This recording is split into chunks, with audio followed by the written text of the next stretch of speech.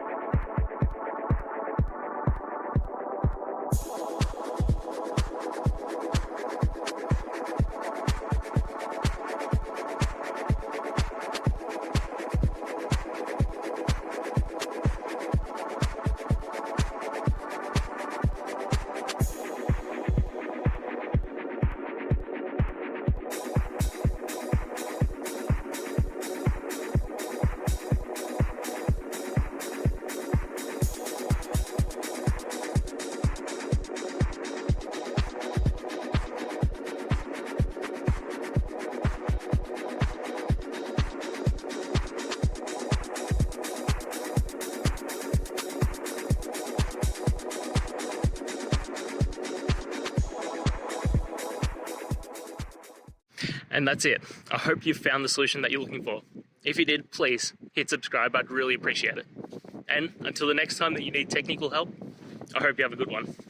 Cheers.